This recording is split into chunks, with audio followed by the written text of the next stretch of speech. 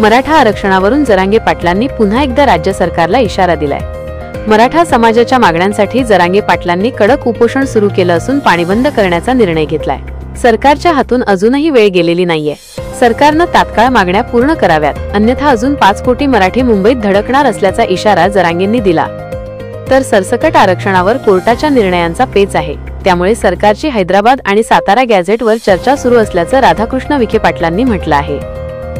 मराठा आरक्षणावरून मनोज जरांगे पाटलांनी पुन्हा एकदा मुख्यमंत्री देवेंद्र फडणवीसांवर निशाणा साधलाय।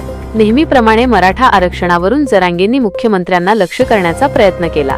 तर सामाजिक काम करताना तुम्हाला शिव्या आणि टीका सहन करावी लागते, असं प्रत्युत्तर टीकाकारांवर फडणवीसांनी दिले। ओबीसीतून मराठा समाजाला आरक्षण देण्याची मागणी मनोज जरांगे पाटलांची आहे।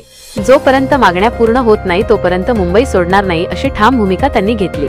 तर जरांगेंच्या ओबीसीतून आरक्षणाच्या मागणीनंतर ओबीसी नेत्यांनी देखील बैठकींचा सपाटा लावत जरांगेंच्या मागणींचा विरोध केला। शाहू महाराज छत्रपती यांनी मनोज जरांगे पाटलांच्या आंदोलनाला पाठिंबा दिलाय। राज्य सरकारनं जरांगेंना दिलेला आश्वास पाळावं असं भाष्य शाहू महाराजांनी आंदोलनावर केलंय। तर कोणताही उशीर न करता सरकारनं आंदोलनावर मार्ग काढावा अशी मागणी शशिकांत शिंदेंनी केली। मराठा आरक्षणाच्या गुलाल उधळूनच जाणार असल्याचा निर्धार जरांगेंनी केला आहे। जरांगेंनी सुरू केलेल्या आंदोलनानंतर महाराष्ट्राच्या राजकारणात 2 गट पडले आहेत। विरोधकांनी आरक्षणावरून सरकारला कोंडीत पकडण्याचा प्रयत्न केला, तर ओबीसींबाबत विरोधकांनी आपली भूमिका स्पष्ट करण्याचं आवाहन सत्ताधारी यांनी केलंय। त्यामुळे मराठा आरक्षणावरून राज्याचं राजकारण चांगलंच तापलंय।